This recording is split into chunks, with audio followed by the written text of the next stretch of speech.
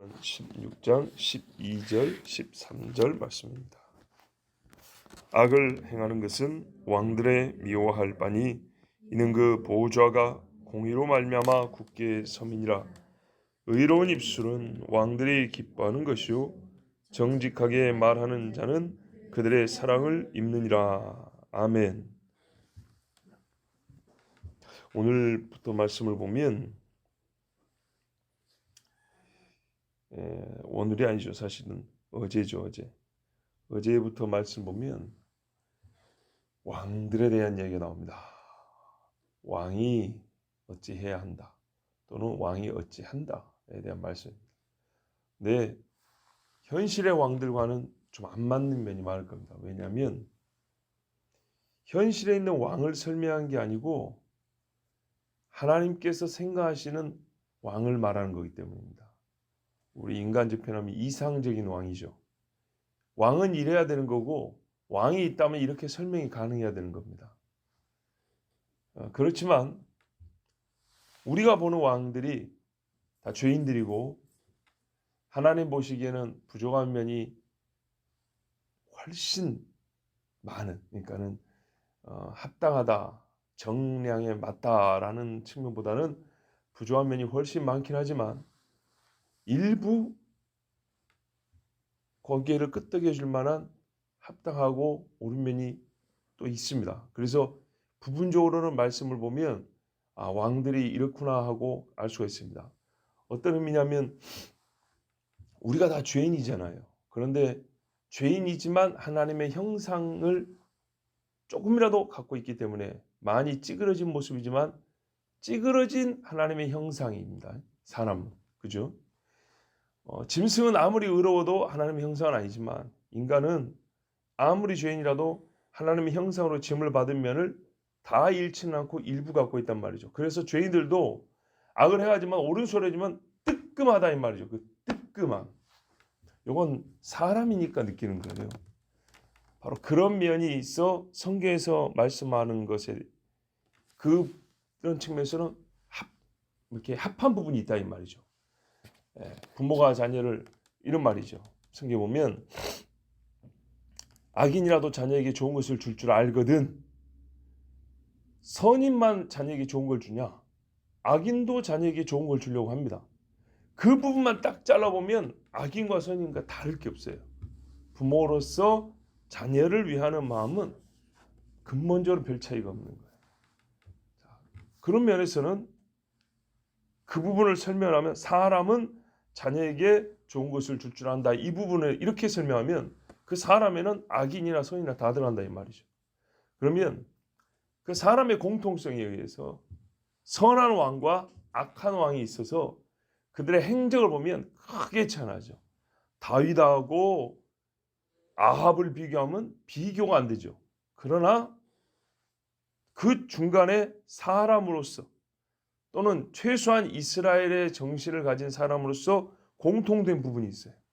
그런 부분은 하나의 설명으로 다윗도 말할 수 있고 아합도 말할 수 있는 거죠.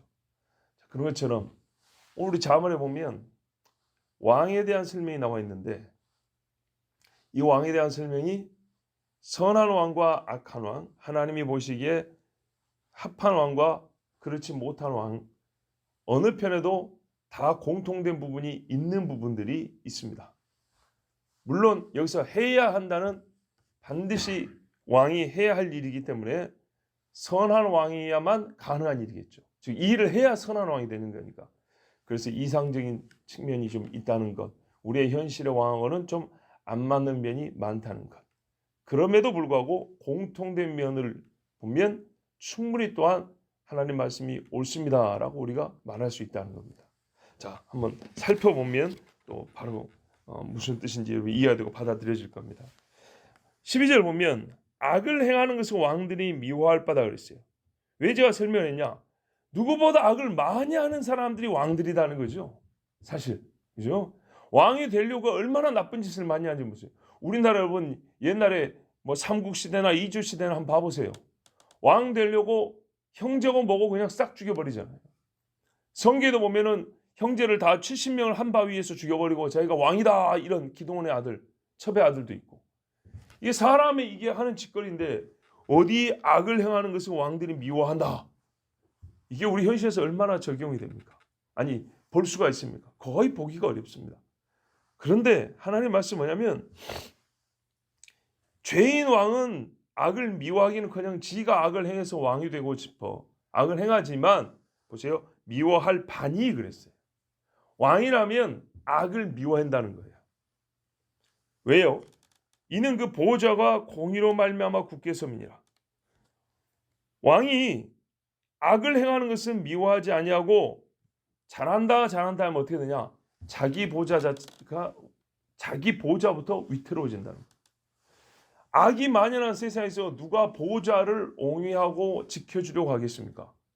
나라도 저기 한 자리 한번 해보자. 나도 가능하겠다 이런 생각이지. 그래서 반역이 일어난 나라는 쉽게 반역이 일어나죠. 이스라엘의 말년을 보세요. 몇 달짜리 왕이 얼마나 많은가. 반란에 악이 쌓이니까 이렇게 되죠. 성경 말씀 그대로입니다. 악이 쌓인 나라는 왕의 보호자부터 위태로워요. 그래서 왕이 된 사람은 어떻게 돼요? 역시 악을 미워하면서도 악을 행해요. 무슨 말입니까? 왕의 보호자를 넘보는 악을 미워하면서도 자기 자신이 그렇게 왕이 됐기 때문에 어떻게 해요? 의심만 되면 사람들 다 죽여버리는 악을 행하는 겁니다. 자기 말만 안 들으면 다 죽여버려서 혹여라도 누가 자기를 해야 할까 봐 싹을 자른다고 하면서 죽이고 하니까 무고한 사람까지 엄청나게 죽어나가는 겁니다. 왕의 보호자를 찬탈하는 악을 미워하기 때문에 더 악을 행합니다. 이게 현실의 왕들이란 말이죠. 근데 원래대로 하면 어떻게 해요?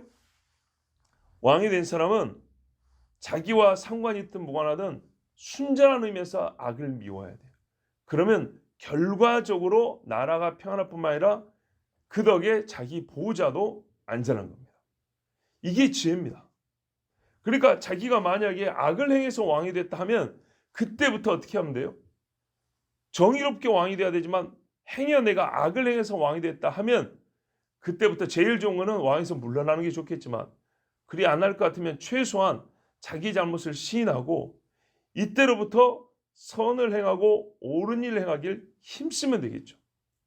다니엘이 느부갓네살에게 뭐라 그럽니까? 느부갓네살이 얼마나 많은 피를 흘렸어요.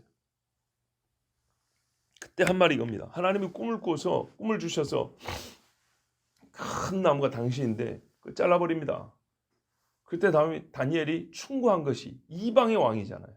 그래서 충고하는 게 뭐냐면 이방의 왕에게 하는 수준에서는 그러므로 억울한 자가 없게 하고 가난한 자를 구제하시고 공의와 정의를 따라서 통치를 하십시오. 그러면은 하나님께서 그렇게 당신을 자르지는 않을 겁니다. 이방 사람이기 때문에 이 정도 수준에서 조언을 해줬어요. 그것만 해도 잘리지는 않는다는 얘기입니다. 그런데 무시해버렸어요. 그리고 헛소리 하지 마라. 알았다. 고맙게 듣는다. 그러놓고 또 자기 마음대로 했어요. 그랬더니 하나님 어떻게 해요? 얼마 못 가서 진짜 잘라버렸다 그랬죠. 자, 왕이 보호자를 지키고자 한다면 말씀을 이렇게 순서를 바꿔보면요. 같은 논리죠. 왕이 보호자를 지키고자고만 해도 뭐 나라 생각은 둘째치고 자기 자리만 생각해도 악이 만연하는 것을 제외하고 악을 행하는 자를 엄단해야 한다는 것을 또 말해줍니다. 그러면서 자연스럽게 나라는 또 어떻게 될까요? 질서가 잡히고 안전해지겠죠. 다윗이 죽으면서 솔로몬에게 부탁한 일이 이거거든요. 왕의 자리는 악을 막는 자리여야 한다. 악을 행하는 자를 처단하는 판단의 자리. 어제 분명했죠. 왕이 재판하는 자라고. 그걸 하라고 왕이 다윗이 일러준 두 가지는 성정과 악인에 대한 판단 두 가지였어요. 열왕기상 2장 1절부터 11절까지 보면 다 읽을 수는 없고요. 이렇게 말해요. 여호와께서 내 일에 대하여 말씀하시를 만일 네 자손들이 그들의 길을 삼가 마음을 다하고 성품을 다하며 진실이 내 앞에서 행하면 이스라엘 왕 위에 오를 사람이 내게서 끊어지지 아니하리라 하신 말씀을 확실히 이루게 하시리라. 자, 지금 아버지가 솔로몬에게 하는 말이에요. 하나님께서 보호자를 줬는데 이 보호자를 지키고자 하면은 첫째 하나님의 말씀을 지켜라 그래요. 그 신명기에 보면 마음을 다하고 뜻을 다하여 주를 사랑하라 그랬잖아요. 이 말씀을 같이 말합니다. 섞어서 말합니다.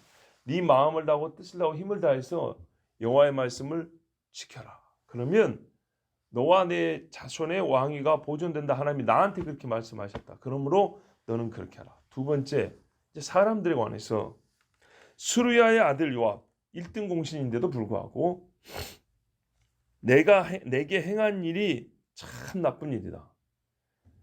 두 사령관 아브넬과 예델의 아들 아마사에게 행한 일을 네가 알거니와 그가 그들을 죽여 태평시대에 전쟁의 피를 흘리고 전쟁의 피를 자기의 허리에 띤 띠와 발에 신은 신에 묻혔으니 내 지혜대로 행하여 그의 백발이 평안히 수월에 내려가지 못하게 하라.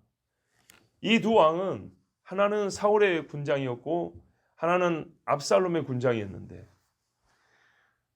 다윗이 죽이지 말고 그들을 다시 회유했어요. 다윗에게 충성할 수 있도록 본래 자리에 있을 수 있도록 다윗이 기회를 줬는데 요압이 지 맘대로 죽여버렸어요. 자, 그래서 뭐라 그러냐면 요압이 비록 나를 동원했지만 그 죄값은 반드시 치러야 되기 때문에 이제 나이가 좀 많이 들었잖아요. 다윗도 지금 노년이니까 다윗이랑 같이 지냈으니까 수레와 지금 나이가 들었는데 나이가 들었으면 좀 내버려 줘도 되죠. 그런데 하나님 뭐라 그래요? 편히 못 죽게 하라 그랬어요. 1등 공신을 할지라도 자기 죄가 크다. 자기보다 의로운 사람 둘이나 주겠다. 그랬어요. 그것을 온 이스라엘이 알게 하라 그랬어요. 자, 아도니아 발라는 사실 이 다음입니다. 그 다음에 뭐라 그러냐면 7절부터 보면 길르앗 바르실레 아들들이 은총을 베풀어라. 왜냐하면 이 바르실레가요 압살롬에게 피난 갈 때에 다윗을 공개했던 사람이에요. 이 사람도 노인입니다. 그래서 뭐라면 이 사람을 데리고 와서 궁에서 잘 대우해주고 싶었는데 이 노인이 내가 나이가 많은데 좋은 것을 먹는들 이 혀가 그걸 느끼기나 하겠습니까? 그러지 마시고 누구누구를 좀 잘해 주십시오 했어요. 다윗이 그렇게 해주마 하고 그 젊은 사람을 데리고 오고 추가로 솔로몬에게 말해요. 그 바르실레가 나이가 들어서 내가 해주겠다는 상을 안 받는다 하더라. 근데 그 아들들을 네가 기억을 해줘야 한다. 이렇게 말했어요. 하나님 뭐래요? 나를 사랑하는 자는 그 자손들까지 하나님 돌보신다 그랬죠. 그 다음에 이제 뒤에 아마 8절이야 보면 그 피난길에 어려울 때죠. 어려울 때 기회를 삼아서 다윗을 저주한 사람이 있어요. 이참에 지금 다윗이 위험하니까 이때 내가 욕한다 해서 다윗이 무슨 나한테 칼을 휘두르겠냐 모르겠냐. 직구가 석자인데 이때다 하고 와서 막 공격한 사람이 있어요. 이 사람이 시므인데 막 흙을 나누면서 저주를 했어요. 피를 흘린 놈, 도둑놈, 살인자 막 그러면서 저주를 했어요. 다윗이 그때는 참았어요. 그래, 내가 지금 자식한테도 쫓기는데 하나님이 내가 잘못한 것을 저 사람을 통하여 치시는가 보다. 아주 이렇게 겸손한 자세를 가졌어요. 그렇다고 해서 내가 겸손하게 받았다고 해서 그 사람의 저주가 옳은 건 아니죠. 그는 자기 죄값을 치러야 됩니다. 그래서 다윗이 자기 입으로는 분명히 용서한다 했기 때문에 자기 생전에 암소리 안 했어요. 그런데 솔로몬에게 말했어요. 너는 나의 자리였지만 나는 아니다. 너는 이 다음 차의 왕이면서 나의 아들로서 이 아비를 저주했던 그 사람에 대해서 어떻게 판단할지 네가 잘 안다. 그리고 하는 말이 뭐라 했어요? 너는 지혜 있는 사람이므로 그에게 행할 일을 알지니 그의 백발이 피 가운데 소홀에 내려가게 하라. 그가 지은 죄는 왕을 저주한 죄라. 반드시 사형감이다. 그러나 그때 그 옆에 장군들이 죽여버린다 했거든요. 근데 그때 다윗이 말렸어요. 그러나 죄값으로 말하면 그 옆에 장군의 한 말이 맞다. 그에 대하여 판단은 너에게 맡긴다. 자, 보세요. 악을 행하는 것은 왕들이 미워할 바이니 다윗이 자기가 해결해도 될 거를 분명히 옳지 못하고 미워할 일이었지만 하나님의 주권 안에서 때가 지금이 아니라는 걸 인정했던 거예요. 그들이 선행했다고 말하는 게 아니에요. 그래서 때를 맞게 하여 하나님의 때를 존중하여 솔로몬에게 맡겼어요. 그래서 왕들이 미워할 것입니다. 하나님이 허락하신 보좌를 불의하게 저주하고 공격했던 사람들이기 때문입니다. 그래서 이 사람들은 다윗의 유언대로 꼭 그대로 됐습니다. 누구는 복을 받았고 누구는 저주를 받고 죽었습니다. 여러분, 살펴보면 아까 이미 초반에 인간 왕은 이 성경에서 말씀한 이상적인 왕의 모습과 안 맞는 모습이 상당히 많다 했습니다. 그러나 그럼에도 불구하고 악인의 왕, 악인인 왕이라 할지라도 말씀에 부합하는 부분이 일부 발견된다 그랬습니다. 이제 그걸 예를 들어보면요, 다윗조차도 바세바를 간음하고 우리아를 죽였습니다. 그렇죠. 그 공의로운 왕조차도 이렇게 불의함을 행합니다. 그런데 악을 행하면서 왕들이 미워한다는 것은 어떻게 또 그 악 행한 줄 나타나냐면, 나단이 와서 당신은 살인자요 했더니 그 앞에서 떨었다 이 말입니다. 악한 왕조차도 나름대로의 공의감을 보일 때가 있어요. 그 비유를 할 때 양새끼를 뺏어 잡아먹었던 부자를 얘기했더니 다윗이 뭐라 합니까? 그런 놈은 잡아 죽여야 한다고. 자기가 더 나쁜 짓을 해놓고도 옳은 말을 할 줄 알죠. 그런 겁니다. 자신이 왕이 되기 위하여 불의한 일을 저질렀을지라도 자기와 같은 불의가 밖에서 안으로 들어올 때는 스스로 위험에 빠진다는 것을 알고, 왕은 비록 자기 스스로를 판단하지는 않아도, 악한 사람들 자기 스스로 잘 판단 안 해요.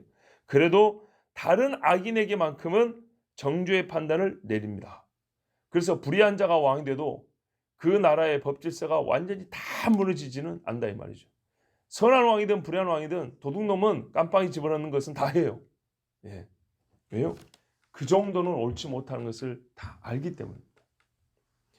자, 우리는 그래서 여기서 뭐냐면 인간 왕의 모순을 보는 거예요. 모순. 악을 방관하는 것은 잘못이지만 자기 잘못을 회개하지 않냐고 개선됨도 없는 왕에게서 상당히 위선적인 모습을 봅니다. 그러나 비록 위선적이라 할지라도 그러면 내가 악하니까 모든 악을 허용하랴, 그것도 아니다 이 말이죠. 근데 우리가 바라는 건 뭐예요? 자기도 의로우며 남도 의롭게 판단하는 그런 왕을 원하는 거죠. 그런 왕은 세상에 딱 한 분밖에 없어요. 예수 그리스도. 예수 그리스도는 결코 악을 용납하지 아니하고 스스로 악을 행하지도 않는 왕입니다. 그의 보좌가 선 곳에는 어떤 악도 함께 있지 못합니다. 그래서 시편 145편에 이렇게 찬송합니다. 주의 나라는 영원한 나라이니 주의 통치는 대대에 이르리이다. 여호와께서는 모든 넘어지는 자들을 붙드시며 비굴한 자들을 일으키시는도다. 모든 사람의 눈이 주를 앙망하오니 주는 때를 따라 그들에게 먹을 것을 주시며 손을 펴서 모든 생물의 소원을 만족하게 하시나이다. 여호와께서는 그 모든 행위에 의로우시며 그 모든 일에 은혜로우시도다. 자, 여호와 하나님은요, 자기 행위에 의롭고 다 은혜롭게 하고 다른 사람이나 피조물에 대하여서도 인자와 긍휼을 베풀고 옳게 행하신단 말입니다. 13절에 보십시오. 의로운 입술은 왕들이 기뻐하는 것이요. 자, 악을 미워하니까 의로운 입술을 기뻐하는 건 맞는 것이죠. 당연한 이야기죠. 정직하게 말하는 자는 그들의 사랑을 입느니라. 이제 기초적인 설명을 했으니까 바로 이제 말씀의 본뜻을 보죠. 예를 들어볼게요. 다윗은요, 사울의 죽음에 대하여 거짓말로 고했던 아말렉 사람을 미워했어요. 기뻐하지 않았어요. 자기의 원수기 때문에 사울이 죽었다면 좋아해야 되는데 이 아말렉 사람이 사울이 이렇게 죽었습니다라고 하면서 상 받을 줄 알고 거짓말로 하니까 네가 사울을 죽였다고 했다. 내가 그 말하면 기뻐할 줄 알았지. 난 하나도 안 기쁘다. 그래서 너는 네 말대로 벌을 받아야 된다. 네가 누구 감히 왕을 쳤단 말이냐. 그러면서 그 사람을 죽여버렸습니다. 의롭지 않은 입술에 대하여 왕은 기뻐하지 않습니다. 여러분, 아하수에로 왕이 있죠. 아하수에로 왕, 에스더 시대에 여차하면 그 사람 자기 손으로 자기 부인의 민족을 몰살시킬 뻔했습니다. 그런데 끝내 그렇게 하지 않았죠. 왜요? 하만이 거짓말하고 자기를 속였다는 것을 알고 분노했기 때문입니다. 그러지 않았다면요, 당신은 내 부인으로서 그냥 내가 지켜줄게, 유대인은 다 죽여 이래도 되는 건데 그러지 않았어요. 하만의 거짓말에 분노하여 그를 죽였습니다. 그리고 모르드게 자기의 생명을 구해줬던 반란자를 사전에 고발해서 자기를 살렸던 모르드게를 기뻐해서 자기 다음 가는 수레에 태우고 자기 왕복을 입혀주고 시간결을 시켜줬습니다. 느부갓네살 왕, 아까 말씀드린 느부갓네살 결코 의로운 왕은 아닙니다. 그럼에도 불구하고 어떻게 했습니까? 그 사람은 바벨론의 머리였지만 다니엘이 꿈의 해석을 해주는 말마다 다 겸손히 기쁘게 들었습니다. 네. 그렇지 않습니까? 어디서 나한테 불길한 꿈 해석을 해 하고 저놈의 자식 죽여 이러지 않았어요. 고맙게 들었습니다. 다리오 왕을 보십시오. 메데 사람 다리오 역시 다니엘의 정직함에 기뻐하여 그를 나라의 셋째 치리자로 삼았습니다. 총리 중에 사실 1등이니까 둘째 치리자 해도 말이 되겠네요. 그렇게 기뻐했습니다. 바르게 말하는 자는 왕의 사랑을 받는다. 이 말씀 맞습니다. 그 책망을 기쁘게 들으미러라. 갑자기 지금 생각이 안 나는데요. 자기가 그걸 다 따르지는 못하지만 그 선지자가 해주는 말을 기쁘게 들었다. 이런 말씀이 있습니다. 헤롯 왕도 세례 요한이 꾸짖는 말을 기쁘게 들어서 자기 죄를 꾸짖기 때문에 불편하고 굉장히 부담이 되면서도 그 말을 정직한 그 말을 기쁘게 들어서 차마 죽이지는 못하고 가둬놓기만 했다고 했어요. 자, 하물며 인간 왕, 악한 왕도 그럴진데 만왕의 왕 우리 하나님은 어떠신가요? 정직한 자에게 상을 줍니다. 죽이지 않고 감옥에 가둬두는 정도가 아니라 상을 줍니다.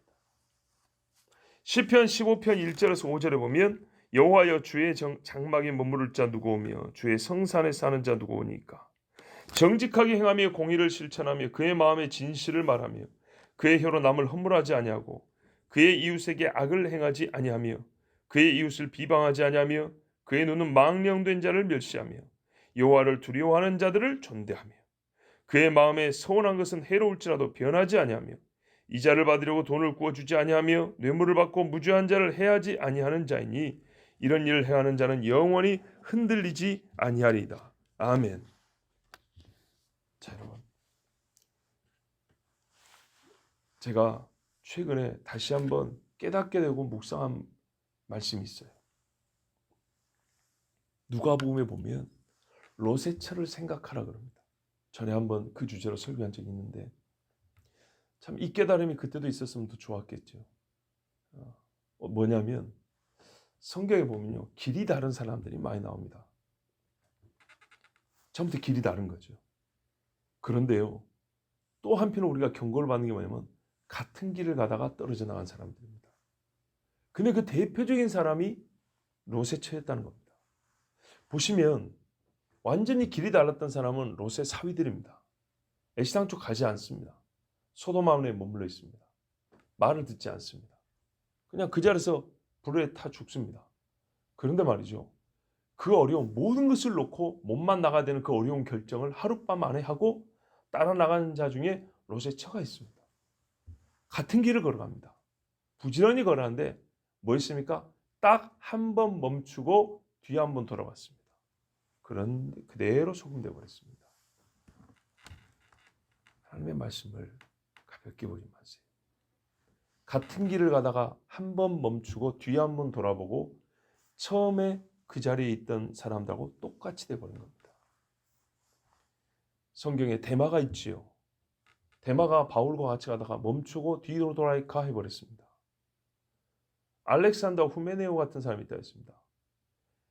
같이 가다가 그 자리에 멈춰버린 사람들입니다. 여러분, 끝까지 가야 간 겁니다. 얼마나 중요한지 모르십시오. 출애굽 다 같이 나왔습니다. 같이 하늘에서 내리는 만나를 먹었습니다. 같이 반석에서 나는 물을 마셨습니다. 광야에서 멈춰버린 사람이 몇 명입니까? 성경에서 우리에게 해주는 경고가 참으로 무섭습니다. 시내산에서 같이 하나님을 배웠습니다. 같이 언약을 맺었습니다. 그런데 거기서 멈춰버린 사람이 있습니다. 이 성경의 구원 혹은 파멸, 멸망의 원리가 성경 전체에 흐릅니다. 여러분, 기록이 있기 전에 실제가 먼저 있고 그 실제를 기록해놨기 때문에 우리는요, 삶이 따로 있고 기록이 따로 있고 그 기록을 별도인 삶에 억지로 끌어들여서 적용을 하는 게 아니라, 봐보세요. 하나님께서 성경이라는 책을 주기 전에 성경에 담겨있는 원리를 실제에 먼저 적용을 하셨습니다. 아담에게 적용을 했습니다. 모세에게, 노아에게, 당시에 수많은 사람들에게, 아브라함에게 다 실제로 하나님이 먼저 진짜 말 그대로 그들과 사이에서 실제로 행하셨습니다. 그리고 그걸 성경에 담아놨습니다. 그게 무슨 말입니까? 모든 사람의 삶에는 반드시 하나님과의 직접적 관계가 형성되고 그 직접적 관계는 의와 불에 대하여 창조부터 마지막까지 동일 원리로 항상 똑같이 판단한다는 겁니다. 왕을 보십시오. 왕이 악을 미워하고 정직함을 기뻐하고 사랑한다 했습니다. 그것이 창조 이후로 지금까지 여전하고 한 번도 변한 적이 없습니다. 그리고 그 실제를 여러분 기록을 해놨다는 것을 아셔야 됩니다. 너희 마음대로 살아 해놓고 이거 가르쳐줘야 했다고 성경을 성경을 별도로 써서 준 게 아니고 실제로 하나님이 창조부터 말씀하고 다스렸던 그 역사가 특별히 구약 성경에 보십시오. 그대로 기록되어 있습니다. 삶이 그대로 성경으로 기록되어 있습니다. 무슨 말이에요? 성경은 영원 불변의 진리죠. 그렇습니다. 그런데 각 개인에게 하나님이 행하신 거잖아요. 그렇지. 이건 다윗이 행한 거고 이건 노아의 행한 거지. 근데 그걸 영원 불변의 말씀을 성경이라고 했지. 그게 무슨 말이냐? 그 사람을 잘 봐. 그 사람에게 행한 그 내 법이 항상 똑같고 모든 사람에게 동일해, 그 말입니다. 그런데 그 중에 우리가 경고를 받는, 그래서 살펴보니까 반복된 말씀들이 많이 있는데 그 반복이 우리가 모를 수가 없죠. 그러니까 딱 뽑아보니까 처음부터 길이 다른 자나 가다가 멈춘 자나 결말이 똑같더라 이 말입니다. 굉장히 무서운 말씀입니다. 아까 시편에 보면 여호와의 장막에 설 자 누구입니까? 물었잖아요. 정말로 왕 중에 왕이신 하나님 앞에 설 자가 누굽니까? 왕이 기뻐하여 왕의 집으로 초대할 자가 누굽니까? 했을 때 몇 가지 거기에 왕의 법이 원칙이 기록되어 있습니다. 변하지 않습니다. 똑같습니다. 시편 101편 7절에도 거짓을 행하는 자는 내 집 안에 거주하지 못하며 거짓말하는 자는 내 목전에 서지 못하리로다. 이거는 아담 때부터 주님 모시기 직전에 태어난 마지막 사람까지 동일합니다. 자, 우리는 한편 이상적인 왕의 마음에 대하여 들었습니다. 스스로 의로운 왕의 생각과 판단과 다스림에 대하여 들은 겁니다. 이 말씀에 100% 적용되는 왕은 그 자신 스스로 의로운 왕이에요. 그래서 우리가 이 땅에서는 이 말씀과 같이 100% 부합하는 왕을 찾기가 심히 어렵다는 현실을 실감합니다. 그 결과 우리는 어떻게 하냐? 부분적으로는 말씀의 실제를 현실의 왕에서도 볼 수 있지만 이 말씀은 궁극적으로 하늘에 계신 왕을 이야기하는구나. 즉 하늘에 계신 왕 앞에서 우리가 어떻게 여겨지는가? 그가 우리를 어떻게 판단하는가? 또한 하늘에 계신 왕을 우리가 어떤 분으로 알고 있어야 되는가에 대하여 말씀하시는 것이구나. 그를 깨닫습니다. 이 말씀에 100% 합한 왕을 곧 보게 됩니다. 온 땅이 보게 됩니다. 성경에 보면 그를 찌른 자도 볼 것이요 그랬습니다. 그렇다면 그를 찬양하고 기다리는 자는 보지 않겠습니까? 우리로 하여금 하늘에 계신 왕을 찾고 그의 의로우심을 송축하게 하는 말씀이요 또 하늘로부터 다시 오실 우리 왕을 고대케 하는 말씀입니다. 하나님이 이 말씀이 가리키는 왕이고 또한 악인이라 할지라도 아직 찌그러진 하나님의 형상을 가진 이 땅의 왕에서도 이 말씀의 실제는 확인할 수 있습니다. 왜냐? 하나님의 말씀은 진리이기 때문에. 기도하겠습니다.